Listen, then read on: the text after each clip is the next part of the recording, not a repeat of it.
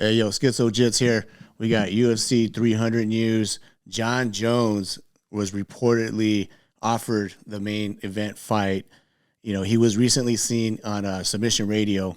He did an interview with these guys, and he said that Hunter Campbell, one of the UFC's lawyers, came to him and asked him if he was okay enough to maybe it's only 9 weeks out, come in and save the card, be the main fight against Tom Aspinall, unify the belt.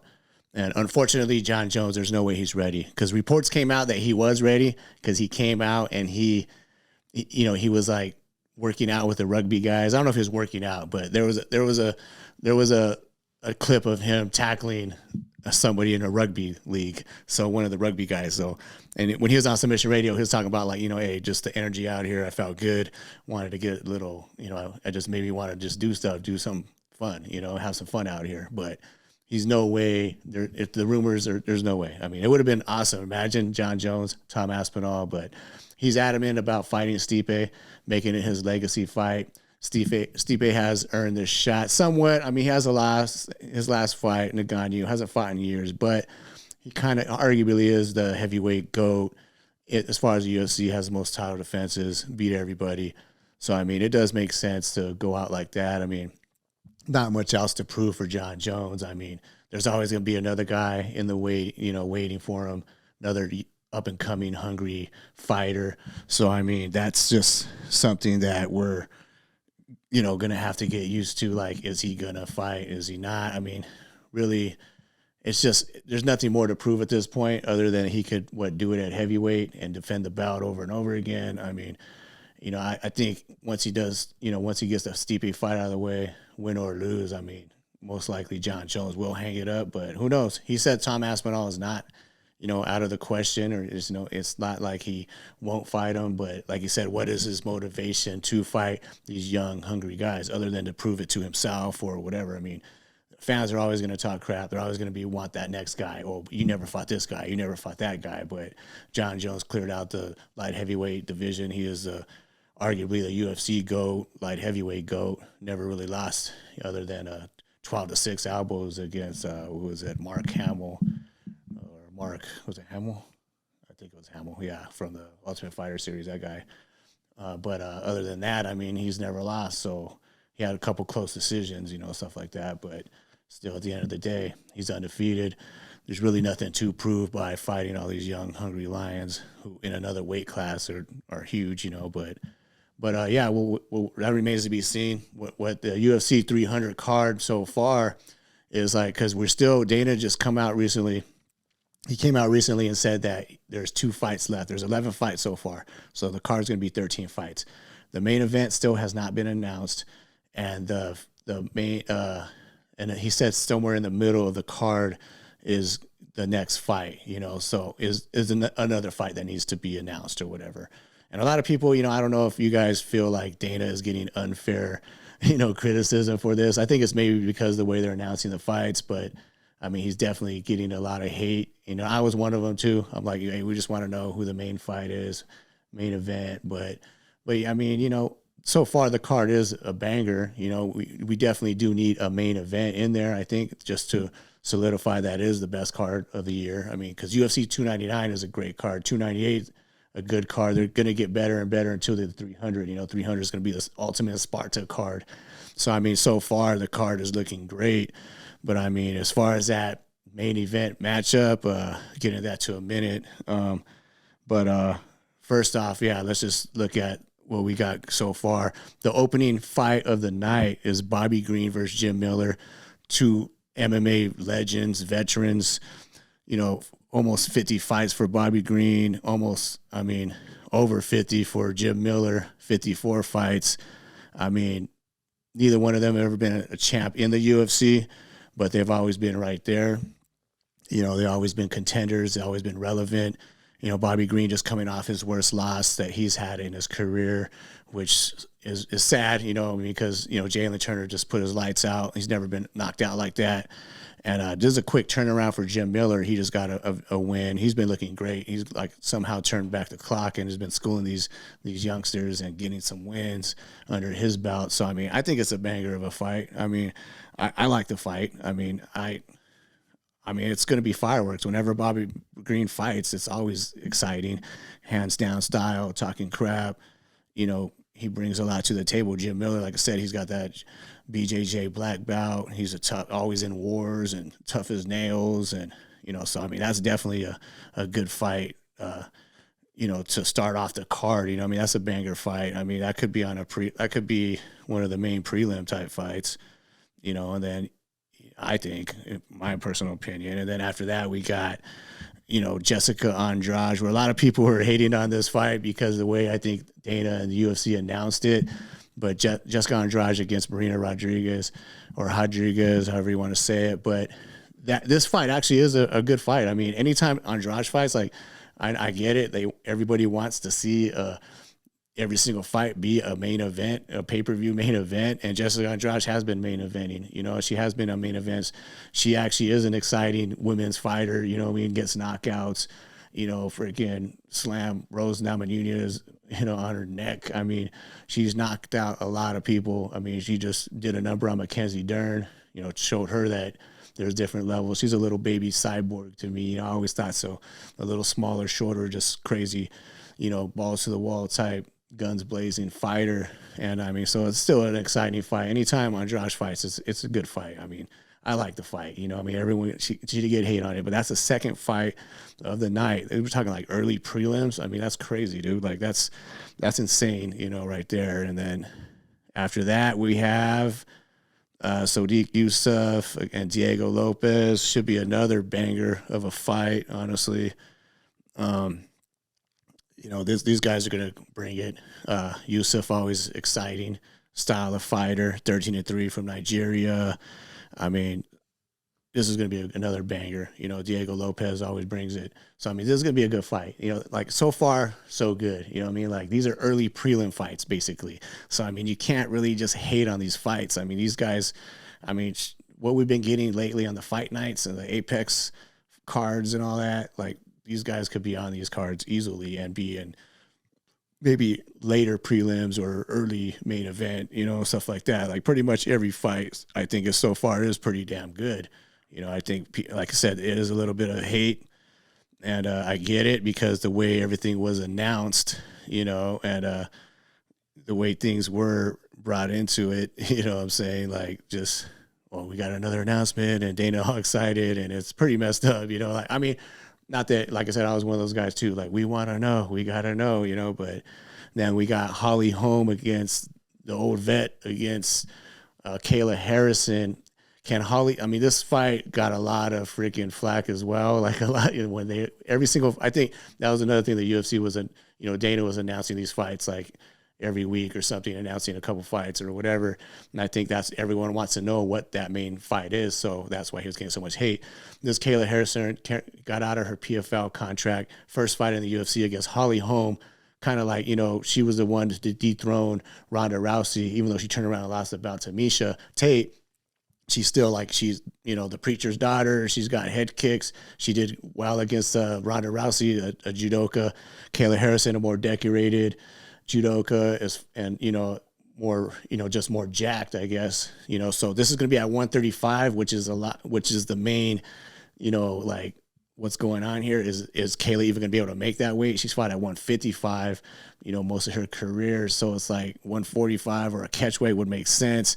But Holly's definitely against that. Which makes me think they should have a backup. Yeah, Kayla has to make weight. I get it.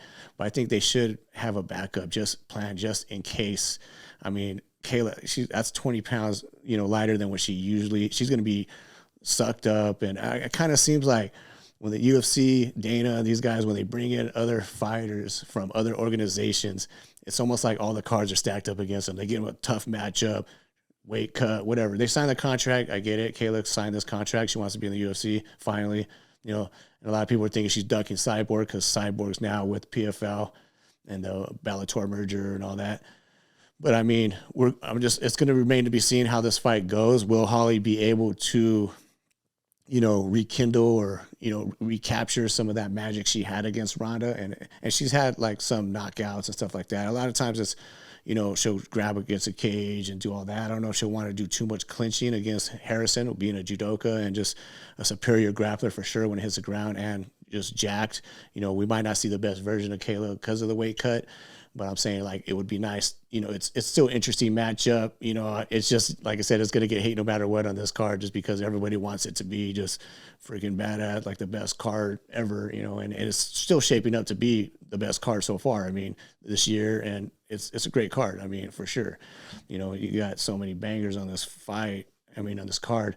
So I think this one could be another banger. It could be interesting. It could be a boring snooze fest, but I think if it does hit the ground, Holly's definitely going to have to try to push those hips away and stay away from the throws, you know, and keep it standing on the feet, because Kayla has not, you know, she still hasn't developed so much as a striker. She's just trying to take girls down and slam them, and, you know, just kind of like what Ronda was doing, just manhandling chicks and just arm barring them or beating them up on the ground. So, I mean, that's definitely going to be an interesting dynamic in this fight. Will she be able to do that against Holly, who's shown that her clinch game has improved a lot as well, and her takedown defense, and she's strong and athletic and quick, get those deer legs moving like she did against, if she could be on her horse and move around like she did against Ronda, maybe Kayla will walk into something like Ronda did. We'll see. You know, it's still interesting. Yeah, I mean, I don't know. We'll see. I don't know what you guys think about that fight. A lot of people were pissed off on that fight, but... And then we got Davison Figueiredo against Cody Garbrandt, which this is definitely a banger of a fight right here. This fight could be for sure like a fight night main event. It could be a main carder opening fight for the main card, or even like the third fight, whatever, co-main, you know what I mean? Definitely. Cody Garbrandt coming off a big win. UFC 296 got the knockout, and Figueiredo, I mean, he got his first win at bantamweight, so at 135, and looked impressive doing it, made it look easy.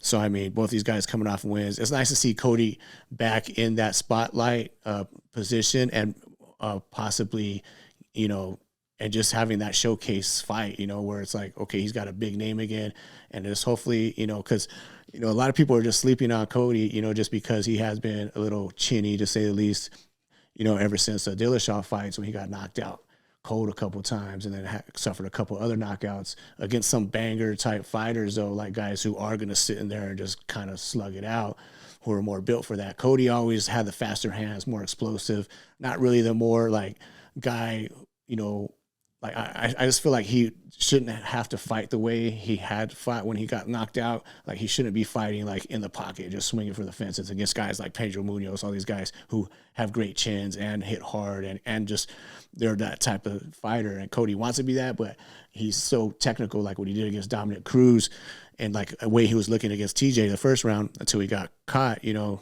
just playing with that fire. You know, he has fast hands, great wrestling, state champ wrestler, but unbelievable explosive knockout power. So, I mean, I think people are sleeping on Cody. He definitely has a chance on this, because Davison, he's not that type of fighter who is going to just sit there in the pocket. And I mean, he does sit there in the pocket, but he's not going to sit there and just exchange like a boxing match. You know, I mean, he's the type of fighter who's a sniper. He hits hard. He hits, you know, everything's explosive, fast twitch movements, has good cardio. I mean, he had some wars with Moreno, and his wrestling has definitely improved, working with Cejudo and other fighters, just to get, you know, better with his wrestling. So that game is leveled up. So, I mean, it's an interesting fight. You know, will Figueiredo get, I mean, who knows though, because Cody, like I said, he has that game-changing power. He could, and explosiveness himself, so he can knock anyone out as long as he don't get sniped from the outside. I think he just needs to be patient, be smart, even use his wrestling. You know, Figueiredo, yeah, he's up to his level, but we're talking Cody definitely coming from Team Alpha Male. They're all about grappling and wrestling and stuff like that. Even though you got Josh Emmett who's just knocking people out, you got Cody knocking people out. I mean, I think this is going to be a banger fight. I can't wait for this fight. This got fight of the night written all over it. I mean, one of them, it's hard to even say. They're going to have to have like 3 different fight of the night levels on this one, because there's so many bangers on this card. But yeah, I'm anxious to see this one. I mean, I'm happy to see Cody get another spotlight fight, you know, on a big main Sparta freaking platform, you know what I mean? So that's one I can't wait for right there. I mean, that's just a banger right there. And then we'll have the return of Bo Nickel and Cody Brundage, which this is another good fight for Bo. They're really bringing Bo Nickel on very slowly. I mean, he's 5-0, so obviously he's not. 2 of those I think were in the Contender Series. So, I mean, he hasn't fought a whole lot, and I don't think he's went past the first round yet. He's just pretty much smoking everybody. It's 5-0 against 10-5. I mean, this is basically no disrespect to Cody, but he's set up to be the next victim for Bo Nickel to just keep moving up slowly. I would like to see him. I mean, he's only been doing MMA for a few years now. So, I mean, we're talking a 3-time national champion wrestler. 3 out of 4 years he won that. So, I mean, he's a freaking beast. I mean, his jiu-jitsu, his transitions from wrestling to jiu-jitsu has been sick too. Like, he's been able to just get the takedowns and just get the submissions as well. Like, just transition to that. A lot of guys don't do that. A lot of wrestlers, it seems like they fall in love with the hands, and just knock people out and just use their wrestling to keep it standing or take them down and beat them up there. Like, he's looking for the finish anywhere he can get it. Exciting. I can't wait to see Bo Nickel again and just come up and just keep progressing and get better, because I want to see him in Khamzat eventually. That's the fight everybody wants to see. American wrestling against Khamzat's crazy style of wrestling himself. I'll kill everyone type, persona will be insane, because you got Bo Nickel, you hear him speak, I don't even think he cusses, he's just just straight, narrow, just laser focused on his career and his training and everything. So I mean, that's going to be a banger. I mean, I don't want to say it's going to be a banger. Like I said, I think this is Bo Nickel's next victim, but we'll see. It's still, it's a great fight for Bo Nickel, because it's not like the first fight, there's going to be some fights and then Bo Nickel. So, I mean, that definitely is going to be a step up for him in competition somewhat, but we'll see. I mean, no one's going to be able to compete with that wrestling for sure. There's just too many, he's got too many years, like a whole career full of that, so whole life, lifetime of wrestling. Then the next match, we're talking a featherweight bout.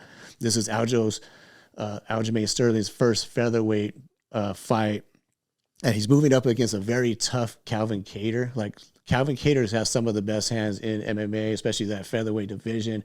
Great jab. I mean, doesn't always come with a lot of power shots, but really composing there, good defense. Like I said, that great jab sets up everything. He's tall, 5'11" against 5'7". He's going to have only a 1-inch reach advantage.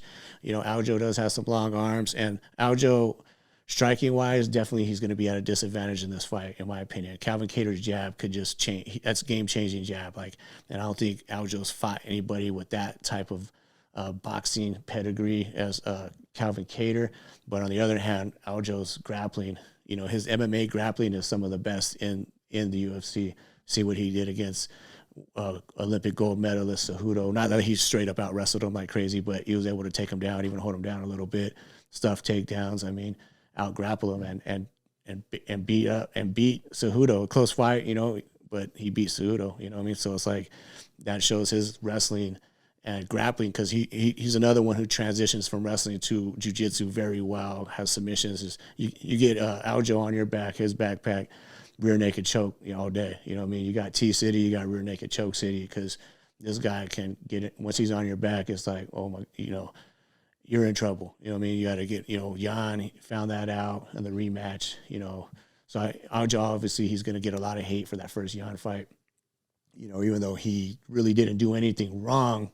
I mean, maybe played it up a little bit, but either way, he avenged that loss. He's coming off a loss, against Sean O'Malley. So O'Malley's the new champ. But now this is a tough test at featherweight for Aljo, Calvin Kattar. He's going to have to take it to the ground, and he's going to have to close that distance and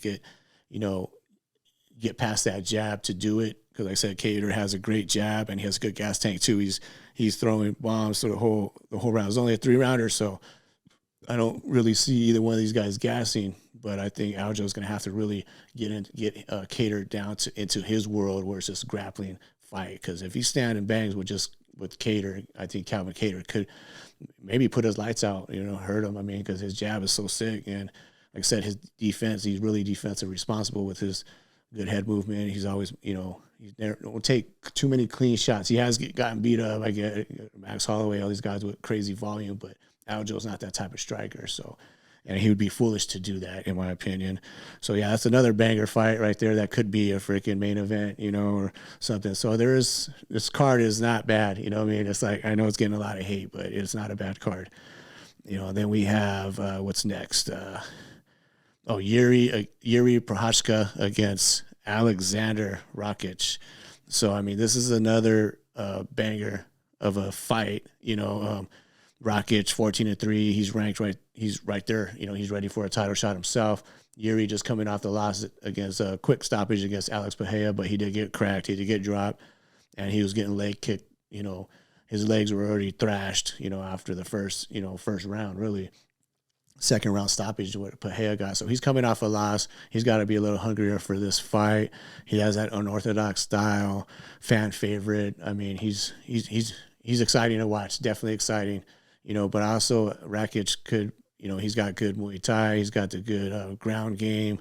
I mean, this is an interesting fight. It's going to be a tough matchup, I think, for Yuri, unless he does, get that knockout finish or explosiveness which he comes with, like I said, unorthodox style, hard to read, switching stances, throwing bombs.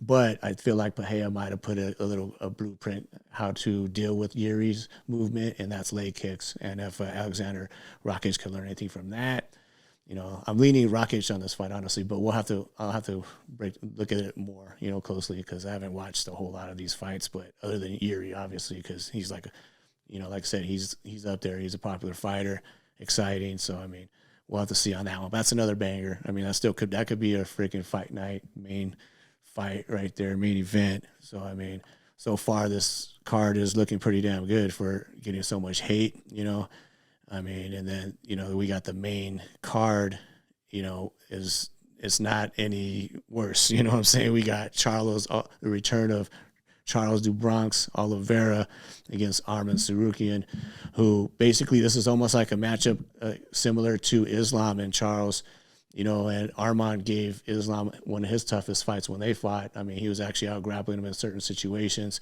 lost the fight. That was years back. So he's trying to work both these guys. This is kind of like a title eliminator type fight, or a contender, like a number one spot, like to go against Islam next. That's what they're hoping. It kind of, because you also got Justin Gaethje on this card, so it kind of, I think whoever impresses the most this night on April 13th is going to probably get that title shot. But Arman's dangerous. He just had a head kick knockout. You got Charles Oliveira, who's always dangerous, most finishes in UFC history. Crazy experience, 34-9, 21-3 for Arman. I mean, the reach advantage, he'll have an inch and a half on Charles' side, and definitely have a little bit more height on that. But I mean, Arman, if he could get this fight to the ground and just stay away from the submissions, because I think Charles is more dangerous when he's on top. I mean, obviously he's dangerous everywhere. He could put up submissions everywhere. But Arman, I mean, if he could, use that power, because Charles does get hit a lot. He does get cracked and hurt a lot. And then if he ends up on his back with Arman, I think Arman could have a better outcome in this fight. But also Charles Oliveira is so damn dangerous. I mean, on the feet, on the ground, anywhere the fight goes, Oliveira could end it at any time. So he's another fan favorite, must watch, one of the legends of the sport. I mean, I can't wait for this fight, honestly, because this is kind of like, if Charles Oliveira could get past Arman, that kind of shows, okay, that maybe, he is ready for Islam again, because they're a similar style. I think Islam's a little better on the feet, but I mean, that he actually rocked Charles on the feet.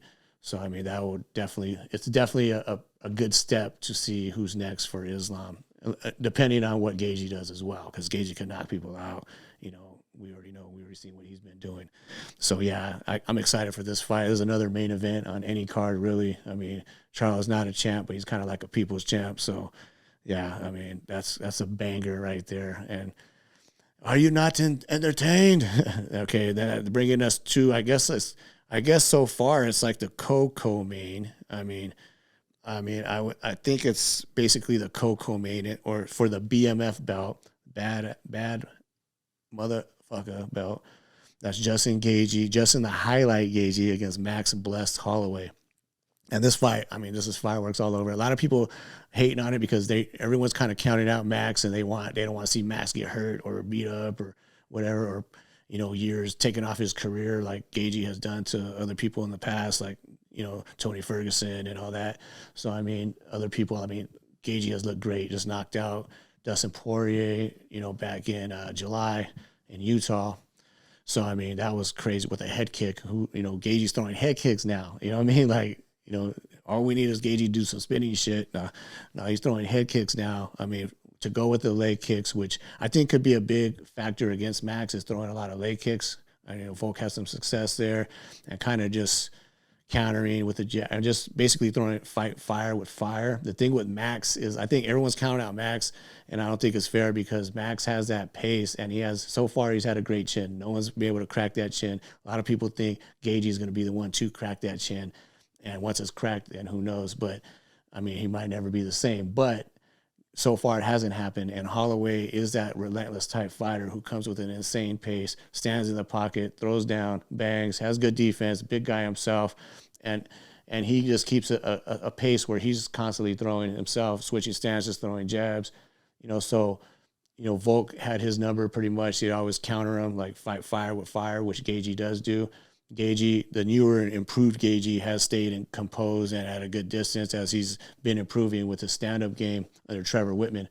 But the thing is, if he turns into old Gagey and just goes to all-out war, if Max can drag him into that type of fight, I mean, Gagey has been known to get dropped, or well, I don't want to say dropped, but because Gagey's tough as hell. He's one of my favorite fighters, one of everybody's favorite fighter. He's like your favorite fighter's favorite fighter, you know what I mean? He's always exciting, must-watch TV. I've been watching him since World Series. I mean, he's a freaking beast. I mean, I love his fighting style, you know what I mean? It's just to inflict as much punishment and damage as you can. I feel like I could damage you more than you damage me. That's how I'm going to win this fight. That's Gagey's mindset. But the thing is, the new improved Gagey, he's more calculated with his striking, and he's more patient. So I mean, if he comes out here and just start banging, if Max could drag him into that type of war, then you never know. You know what I'm saying? Both these guys 5'11". Max is a big dude. He's his second trip up to lightweight. First didn't go too well. He lost against Poirier. But Poirier's he's a beast. They're all in the same level. Gagey, Poirier, Chandler, all these guys. So, I mean, if he drags Gagey into that type of war, I mean, if he hurts Gagey in any way, like Oliveira did, caught him kind of clean early, Gagey could be in trouble because that could definitely zap his gas tank. And if we all know that Max Holloway has one of the best cardio freaking games, or, that's like his main tool set, his main tool right there is his cardio, and just be in your face the whole time and his toughness. So I mean, if it turns into that type of fight, there's a 5-rounder as well. I mean, if we got a war for 2-3 rounds, and then where it becomes like a war of attrition, or who wants it more, or who has the better cardio. I mean, you cannot count Max Blessed Holloway out of that situation against anybody. So I mean, I can't wait for this fight. Obviously, I mean, it does suck because I don't want to see either guy lose, really, because I like both these guys so much. Like, who doesn't like Max? I mean, if you don't like Max, you don't like the sport. You don't like yourself, you know what I mean? Because there's nothing to not like about Max Blessed Holloway. So I can't wait. So this fight shouldn't even hurt Max as far as featherweight, but if he gets this win, you got Ilia Topuria and Volk. I mean, he might be, well, I don't know about Volk. Volk's talking about moving up to 55. So, I mean, if Max goes back down, if Ilia gets that win, he might be up in line. He might be next in line with that shot because, that's kind of the reason he's taking this risk because, that fight's happening. At featherweight, he's already lost to Volk 3 times, so he's not going to get a shot if Volk wins. So it's like he's, doing other things. And this fight is just amazing. This is BMF for sure. This Hawaiian crazy fighter, Max Holloway, who always brings it against the Arizona native Justin Gagey, who everybody knows what he's been doing. So he's just been knocking people out dead, so headshot to dead, so I mean, that's just crazy. And then, that'll bring us to the final fight that we have so far anyway. The only actual title fight that we have so far, in this card, and hopefully it's not the only one, but that's Zhang Weili against Yan Xiaonan, which this is a good fight. There's China versus China. I mean, obviously, this is a great fight, and people got pissed when this was announced as well because nobody wants to see this as a main event, which I get. I mean, because we had so many other rumors of other fights. So, I mean, but it's still going to be a crazy fight. Yeah, Zhang Weili, she always comes. She's another freaking banger of a fight. Every single fight is exciting. Comes out to throwing bombs and just killer instinct. Yeah, Yan Xiaonan, she definitely has improved a lot. She looks good. She looked good. She's been looking good in her last fights. Yeah, she lost a few, but this will be a good fight. You know, we got five. You know, they're pretty much evenly matched. You know, when you look at everything, 5-4, 5-5. I mean, 17-3 against 24-3 with Wei Li. I mean, Wei Li probably has more finishes for sure because she started off her career getting a lot of arm bars, more explosive type athlete. But hey, you never know though. I mean, she might overextend, and Xiaonan might be able to catch her. And I mean, I think everyone's counting her out unfairly, you know, just because of what Wei Li's been able to do. But I still think this is a very entertaining fight, and I mean, definitely not the main event. It shouldn't be, you know, for sure. This should not be no damn main event, but definitely still excited for the fight, you know. So yeah, that's those fights. I mean, that's this card so far, you know what I mean? So we don't know what else is gonna happen. You know, like I mean, this is gonna be insane. You know what I mean? Like we have potential fights for sure. I mean, I don't know. Let me know what you guys think. I mean, they're talking about Alex Pereira. I mean, pretty much Alex Pereira against anyone right now because Alex Pereira kind of is like a pretty big star. You know, like people are just excited to see his fights at middleweight or light heavyweight. I think he should stay at light heavyweight, but there's been rumors of him fighting Izzy either at middleweight or light heavyweight. Tom Aspinall at heavyweight. That's still, I mean, a lot of people are leaking that might be the one, you know, and especially Pereira. He leaked something like 300, you know, like, so basically saying like UFC 300, you know, in three belts. So, I mean, all these threes, right? So it's like, who knows what's going on with that. And I mean, obviously he probably is a natural heavyweight, but not a huge heavyweight because he's a little thinner, but I mean, he's a huge guy, but I mean, Tom Aspinall is just a next level. He could be, if there was a super heavyweight division, he could probably be in that. You know, I mean, if they had like 255 and up, he's going to be in that. You know, he's a big dude, explosive with his hands, great jiu-jitsu for basically his whole life. But then we got another level of kickboxing when you got Pereira, you know, and now without a weight cut at all, where he's actually trying to just get stronger. Who knows? I mean, it worked for Jon Jones. He was able to go up there and just destroy Cyril Gane. Obviously, he has a wrestling pedigree, which Pereira doesn't really have, but he's working with Glover. I mean, that fight, I mean, everyone's pretty much counting out, you know, Pereira if he does fight Aspinall. But like you said, dare to be great. You never know what can happen, what could come out of that. I mean, so basically, and they're even talking about Alex against Duplessis, you know, for the middleweight bout, or if, I don't think Duplessis will move up to get a light heavyweight title shot. But I mean, there's other, you know, they at first, you know, Jamal Hill. Where does that leave Jamal Hill as well? So Pereira was supposed to fight Jamal Hill. Jamal Hill's supposed to have the next title shot. He's barely. I don't know if he's barely started training. That's right. He was training with like Sean Strickland this past week or two. So I mean, he's right there as well. So I mean, I don't know if they're gonna save Pereira to go in June or whatever, whenever Jamal Hill's ready. I wish he'd have been ready for this fight, but that's a serious injury. You know, it's almost career ending or definitely season ending, like if you're a basketball player or a football player. But, you know, so I don't know the same dynamic with a fight or the range of how long you'll be off. But that fight, I mean, obviously everyone wants to see that one at light heavyweight, you know. But there are also other rumors are DDP, Dricus Duplessis versus Izzy. They already have a beef, even though Izzy lost his last shot against Sean Strickland, or his title against Sean Strickland. That's another banger of a fight if they make that happen. There's definitely rumors of that. And there's South Africa versus Nigeria. I mean, that's slash New Zealand. So, I mean, that would be a banger of a fight. I mean, a lot of people want to see the rematch between DDP and Strickland. I don't think that's happening anytime soon, especially with Strickland fighting everybody in the crowd and doing all the stuff he's doing lately. I don't think that UFC wants to deal with that again so soon. But I would like to see DDP and Izzy does. It's a good fight. It's an exciting fight. It makes sense for sure. They had beef. You know, Izzy stole the shine, jumped in the cage after DDP finished Robert Whitaker. So that kind of started the beef even a little before that, the whole South African thing.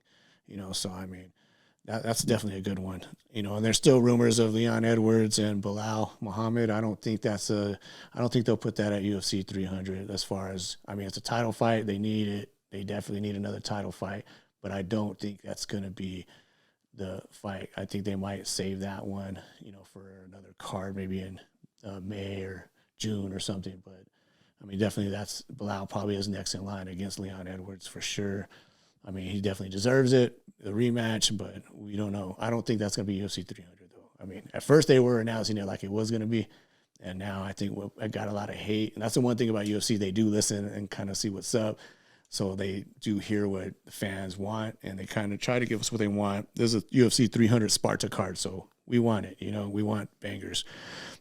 And they're also talking about rumors of Conor versus Nate, Conor versus Chandler. But, Dana White just came out recently on an interview and said that Conor's probably looking to fight in the fall. Like, that's when they want to place him. Conor announced it on New Year's Eve that, June 29th, I believe, International Fight Week, he was going to fight Chandler. Now that seems like it's off the table, unless it's just bargaining stuff between UFC and Conor. Who knows? But yeah, that's another possibility, and I wouldn't mind seeing that. I guess. I mean, Conor Nate maybe on UFC 300, but I still would be a little weird just Conor not winning. Obviously, Conor's must-see TV. Everyone's gonna watch it. He's the biggest star. He hasn't fought in a long time though, and I think a lot of the casuals and newcomers are not really going to be as excited for that fight as they are, like Alex Pereira and Tom Aspinall or DDP and Izzy. I mean, but we'll see, who knows? 'Cause a lot of people are starting to like, I don't care what Conor's doing right now. But I mean, me personally, I'm always going to watch him fight. I love just the build up and all that with him. He's funny. He's his own fucking belt. He's just a funny guy. He's just great at what he does and promoting. But yeah, that's pretty much it for UFC 300. Let me know what you guys think. Who do you guys want to be in the main event? Dana White better hurry up and announce his shit. It's like 9 weeks away. So I'm pretty sure whoever is in it, or they maybe have these potential guys, they're all training right now. That's one thing that my wife had a good idea where it would be cool to have some surprise fights once in a while. Like maybe have a pool of guys that it could be potential fighters that we don't know though until the night of the fight. Like that'd be intriguing. Like just say, we got 6 guys or 10 guys or whatever, 10 fighters. And there's the potential fights we have, like what it could be. I think that'd be pretty awesome. That'd be pretty sick. Like, I mean, I'll be up for that. Just like we got a surprise matchup tonight, and it's Conor versus Nate or whatever. It'll make more intrigue and like, damn, I need to buy this pay-per-view because I don't know who's going to be on this fight, or, something like that. Or even just have like a fight that the fans can choose. Like, all right, there's 10 guys right here. We're going to vote on wherever you guys vote, wherever they set that up.